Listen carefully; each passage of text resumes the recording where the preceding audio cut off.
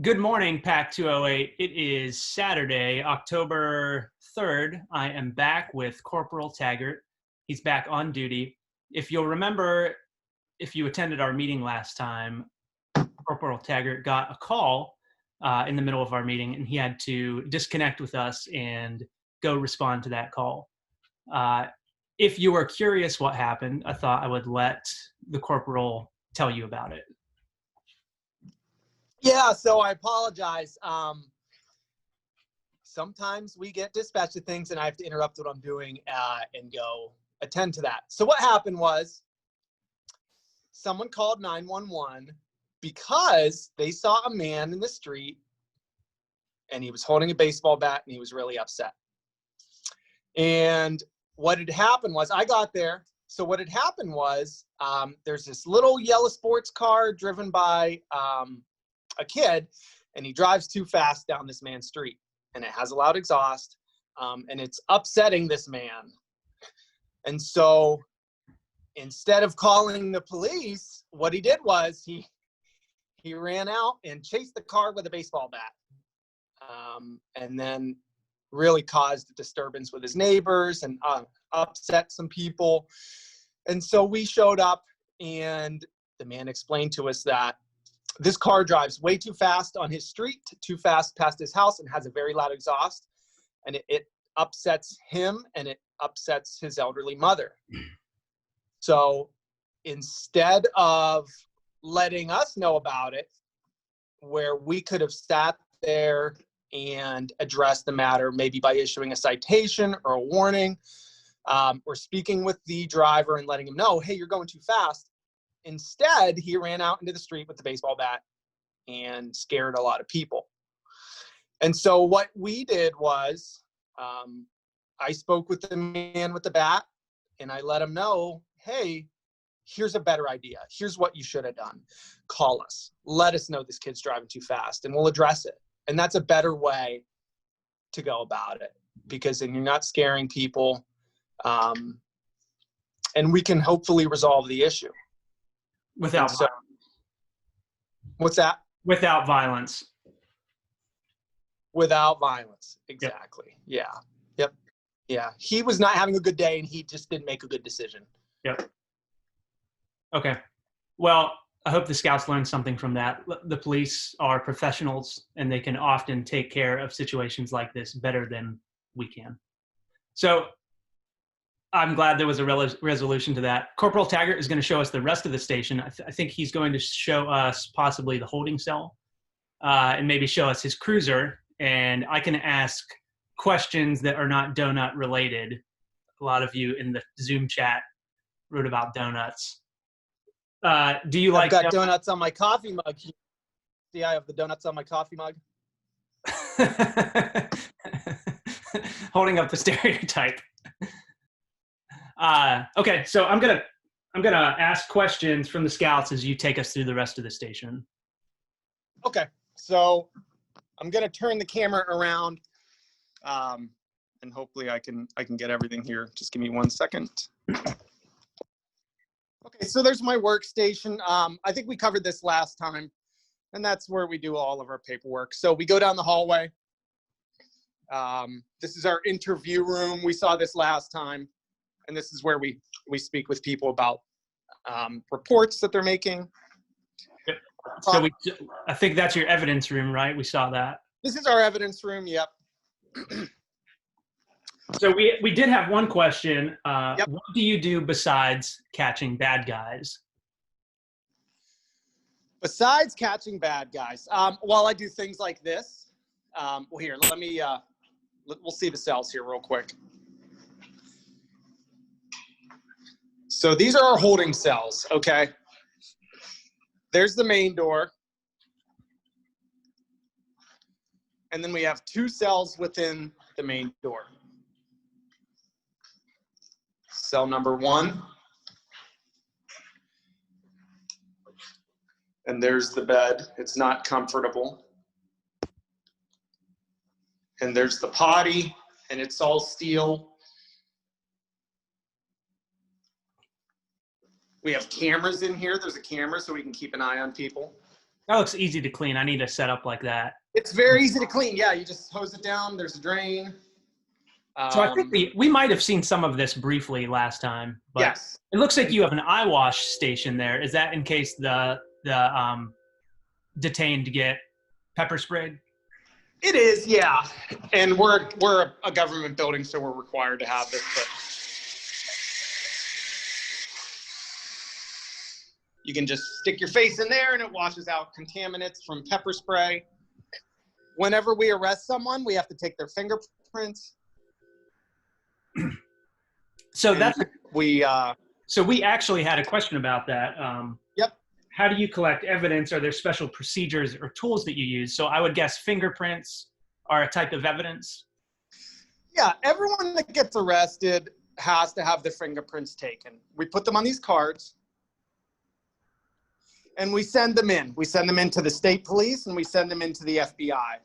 And so those are recorded, and they're on record forever. So if someone ever commits a crime and leaves fingerprints behind, we can hopefully solve that crime. So how do you match the fingerprints up? Do you do it by looking at it, or is there a database and a computer that does it for you? So there's a computer database that's referred to as APHIS, and what you can do is what we do is we put the fingerprints on the cards, and they're sent in, and then they're scanned electronically and referenced within that database, so they can be matched up. So it's all we put them on paper, but then they're electronically scanned in. Okay. You know, these scouts in the pack, we may participate in a McGruff Safe Kids program where they get to take their own fingerprints. Oh, cool. Do you have any tips for when they do that? Whenever it's available to them, they can do it. So do you have any tips for the actual taking of the fingerprint? Oh yeah, just relax your hands. Don't make sure your hands are very clean. Yep. Wipe your fingertips off with an alcohol swab to get excess oils off your skin, and then you'll get a better transfer of the fingerprint. Okay, great. This is our locker room. You know, I don't always dress in my uniform. We're normal human beings, and we store our uniforms in here.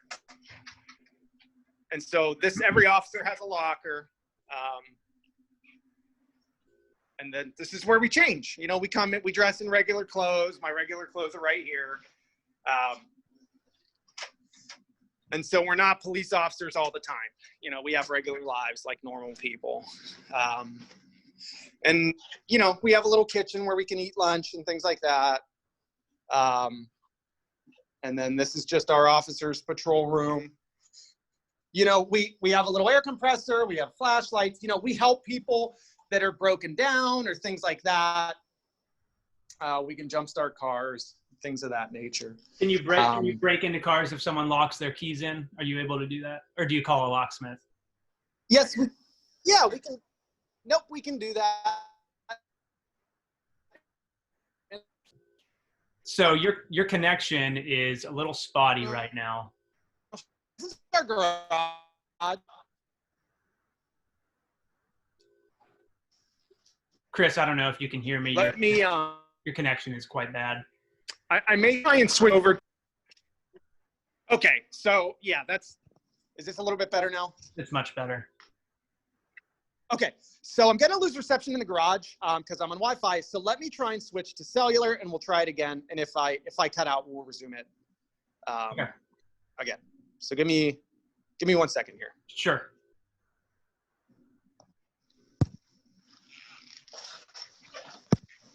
Can you still hear me? Yes, you're good. And it looks like the lights are on now. Yeah, this is pretty good. Okay, better? Yes. Okay, so we park our cars in here. We have 4 cars. Most of them are SUVs. We have 1 car left. This is getting replaced. This is the oldest car. So I'll go through this car. So we have a computer in every car. We'll start here. We have a medical bag, and we can provide life-saving care to people who need it. We have an AED in here, so if someone's having a heart condition, we can hopefully help them through that. So AED, that's automatic external defibrillator. That's right. Yeah, we hook pads up to their chest, and it can deliver a shock to their heart, which sets their heart into a correct rhythm. Okay. So we have that in here. We have some other medical supplies in there. I'll go around the other side. Oh, here, we'll open this. This is where the bad guy rides. We have a cage here, and that separates them from the driver, so they can't cause us any harm. And so they can't cause anybody else any harm. And these doors do not open from the inside. Right. So once you're in there, you can't get out unless it's open from the outside.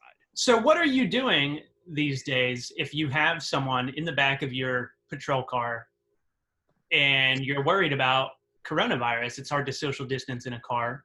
It is hard to socially distance, and we put a mask on them, and we also wear a mask, and then it's sanitized afterwards. So how fast can your cruisers go? That's a good question. I don't know. The speedometer says 160 miles per hour, but that's probably not the case. We don't really like to drive too fast, because it puts others in danger. Something really bad has to be happening for us to drive really fast. But I've never had the car over 90 miles an hour. And this is not the type of vehicle you would want to drive very fast. But, right. We carry, since coronavirus, we have hand sanitizer in here. We have extra masks and things like that. So we have a computer in each one of our cars. And we can issue traffic citations through this computer. And we can print them out right here. The armrest actually has a printer inside of it. And so we can just write our citations that way. We have a radio. Turn that on. So you have a lot of buttons in that car. It looks like a lot of them are for the radio. Yeah, so this is the radio, and this is how we talk to our dispatch center. This is our siren box. We can turn the lights on with it. We can hit the siren.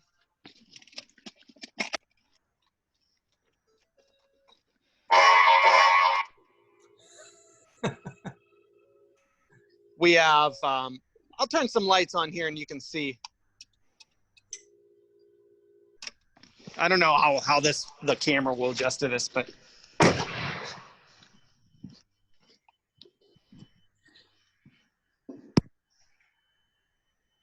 And those are our emergency lights, and those let other drivers know they need to pull over immediately. Yep. And let us by. So do you get to do fun things during your job? Like, well, give us an example. Give us an example of something you really look forward to doing for your job. Let me, you asked me if I broke into cars earlier, Yeah. and yeah, we do. So since we're in the car right now, this is our kit to break into cars. We have a little airbag, and that slides in between the door frame and a wedge and a rod here. And that's how we kind of hook the handles to unlock the cars. So fun things that I do at work. I really like doing things like this. We get to shoot our guns. We like to do that. We have a firing range in the basement. And I can try and show that to you if I have good enough reception, if you want to see it. Sure. We lead parades. We get to participate in parades. So that's a lot of fun. And just your connection's dropping out a little bit. okay, well, let me, it might get hold on 1 second. So we get to meet a lot of fun because I'm a people person. All right.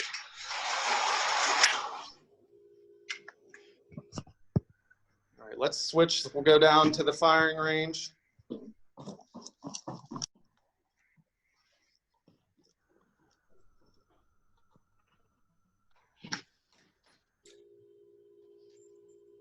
Our connection is a little spotty, but let's try and just at least get a quick look. Can you still? Okay. So these are our targets, and we can send them down. So I think our video is frozen at the moment. There we go. Okay, it's in and out. So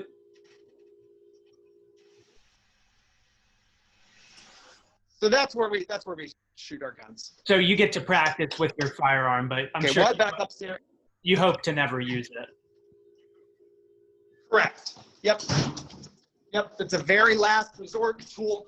And no, I hope I can retire and never use my gun.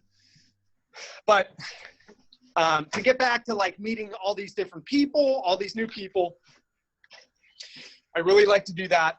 And you know, the people I meet are typically not having their best day. If they need the police to come, they're typically having a bad day. So that's one of the drawbacks. I don't get to meet everyone when they're having their best day, but that's okay because I understand everyone goes through some problems and has issues and things like that. So it seems like as a police officer, you almost have to be a master of diplomacy. A lot of the time when you get a call, it's because not just because a person has broken a law, but they've or maybe in a disagreement with somebody, or there are two people in a disagreement. And so you have to see the common ground between them and help them come to an equitable solution without violence. Correct. Yeah. So a lot of the time I feel like I'm more of a moderator or a therapist. You have to be a very good talker. You really have to help talk through people's problems with them. Yep. Hopefully come to a resolution with them. Yeah. So I joke that, you know, everyone thinks that police officers have to be like the best fighters, but it's more important that you know verbal judo, that you can gain compliance and understanding through your words. Right. And that can be more powerful than just, resorting to fighting or anything like that. Yeah. So if any of our scouts would like to go into law enforcement, do you have any advice for them, what they could do? Yeah. Let me think here. Other than keep your nose clean. Yeah, so stay out of trouble is really important, but stay with the scouts because the scouts will help develop you into a very well-rounded human being, and will help your social skills, will help you become a leader. That's really important, and will help you work with others, like as a team. And so those are really important things. You need to be very cooperative, flexible, willing to work with others. And then as you get a little bit older, if you really want a job in law enforcement, work on your writing skills. That's really important. We do a lot of writing, because everything that's reported to us, we have to explain as a story. And it has to be very clear, very understandable story. So those are very important things. Communication, really important. Well, that makes sense. Okay, so I think we're going to end it there. We're going to thank Corporal Taggart for setting aside some of his Saturday morning to make this video for the pack. So maybe we will get to see you again in the future. But again, thank you very much. Yep, you're very welcome. Nice talking to you. Hey, take care. All right, bye-bye.